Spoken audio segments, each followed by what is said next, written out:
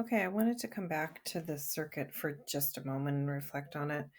And it occurred to me that also maybe you watched last video and you said that was cool. Now we have all the potential values labeled and the colors are pretty, but what's the point? Why do we want to do this?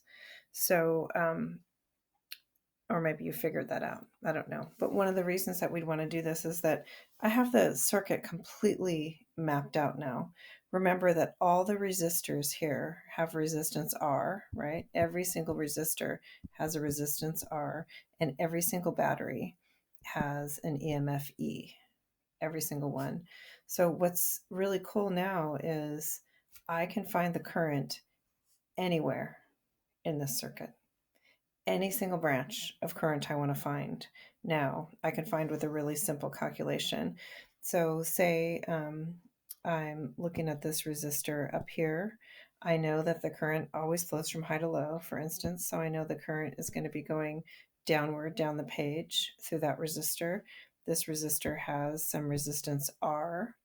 I know that the potential difference from over this resistor, it has 3R on one side, the blue. It has it has 3E on one side, the blue. It has 2E on the other side, the purple. So I know for that resistor right there that the potential difference across it is E. So if I were wanting to find this current right here, that current, so think about it. What would that be then?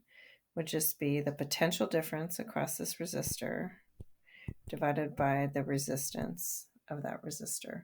So that's just an example of I could find the current through that resistor. I could use that same logic to find the current through anywhere else here, and then I might need to use junction rule here or there to figure out current in some of the other branches where it combines, but I could identify current everywhere.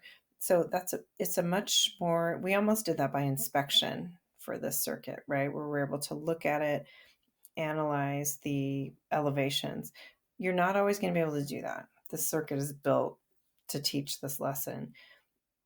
However, when you look at a circuit, my advice is to do this analysis first before you launch into automatically doing Kirchhoff's rules or automatically going into some sort of like um, systematic way of looking at a circuit and trying to find the currents there where you're not really connecting with it conceptually. Connect with conceptually with your circuit first.